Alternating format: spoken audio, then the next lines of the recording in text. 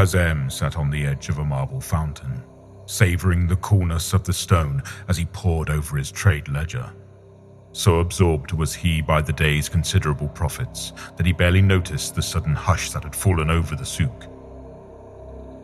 His serfs froze as a hulking figure entered the marketplace, its massive shoulders brushing the top of the gate's delicate archway. The vendors reached out with trembling hands to steady ivory carvings and fragile trinkets shaken by the passing creature's footsteps. The presence of a lion of Jabir in the souk was a rare occurrence indeed. Its great head turned, slowly scanning the crowd with a predator's patience, and horror rose in Kazem's throat when its gaze settled upon him. He uttered a desperate prayer to Allah as it began to pace unhurriedly across the square, the rays of the setting sun glinting redly on the intricate golden plates of its armor.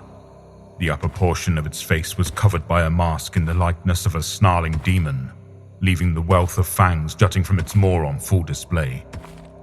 Any skin not covered by its wild mane was etched with alchemical brands, shifting with the movement of corded muscle and sinew beneath.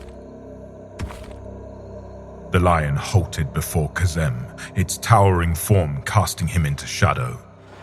Its scent engulfed him. Yet despite its beastly appearance, the Takwin creature bore no stench of a predator's musk. Instead, it carried an oddly sweet smell of incense, laced with the bitterness of whatever secret alchemical compounds had given it life. After a few moments of torturous silence, it began to speak in a gentle, clear baritone, a voice that would have been beautiful, if not for its rasping metallic undertones. O you, the servant of the noble and honorable Pasha Abu Bakr Mohammed ibn Tufail, may Allah reward him. I come at the bidding of my master, the great Faris Malik ibn Jahid. Peace be with you. In the name of Allah, the most generous, you are ordered to relinquish the following wares from thy storehouses, for our needs in the battle against Zindiqs are great, as the provisions you have sent thus far are entirely insufficient to persecute the war upon disbelief, as the Sultan, may Allah look upon him with favor, has ordered us to do. Therefore, I ask you to see the error of thy ways, and replenish our stocks with 15 jazels and 1,000 rounds of alchemical ammunition, 400 loaves of Franchina, coffee aplenty, and 10 flasks of alchemical fire. And should you do so, I may yet stay my claws, for is Allah not the most merciful? The aforementioned claws sat inches from the tips of his sandals, holding his gaze in an iron grip. Wickedly curved on the length of his forearm, the golden lacquer which had been applied to them did little to hide the blood encrusted around their bases. He felt a shock of pain as one appeared at his throat, startling him. He had not seen the creature move. A thin stream of blood ran onto his tunic as the razor-sharp point pricked his jaw, forcing him to look up, trembling. He was met with hazel eyes that were hauntingly human and bore all the wisdom and pain of 100 men. Eyes which waited patiently for his response. O servant of the great Faris Malik ibn Zahid, this humble one begs your forgiveness. The wrong shall be righted by sunrise. His own voice sounded alien to him, tight with panic, barely more than a whisper. Nodding, the homunculus slowly leaned down towards him.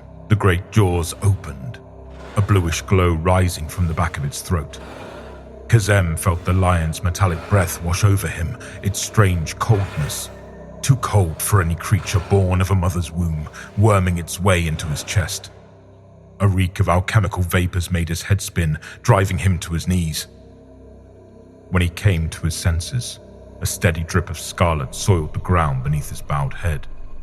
He raised a hand to his bleeding nose. The lion was already stalking from the souk, its claws striking sparks on the flagstones. That night, as his serfs scrambled to assemble and deliver the wares he owed, he sat, staring blankly into a polished silver looking glass. As he contemplated the lined face of a stranger with hair of a stark, brittle white returning his gaze fearfully, Kazem swore a silent oath. Should he live to see another sunset, he would never again attempt to cheat the master of a lion of Jabir.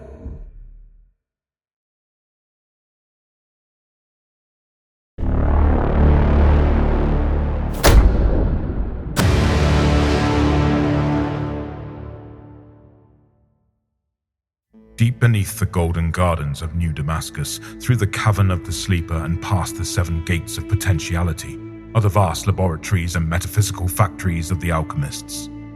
It is here that alchemists employ the enigmatic Jabirian process of takwin to create artificial life, crafting all manner of strange and wondrous beasts and automatons, some to delight the masses of the souk, others to adorn the opulent gardens of the Sultan. Deeper still, in the shadowy and secretive depths of the alchemy complex, beyond the 7 hidden gates of actuality, are the sanctums where the art and science of takwin is perfected to its most fearful and deadly purpose. Here they make the dreaded lions of Jabir.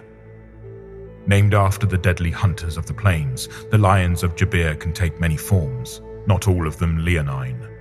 Each one is a unique masterwork, and they are grown according to the skills and artistry of the scientists that created them. The esoteric arts the alchemagi employ are learned through studying the forbidden books of Solomon, and many alchemists are killed when their experiments fail or run amok. However, the lions are in desperate demand by the army of the Sultanate, so the program continues, regardless of cost and casualties.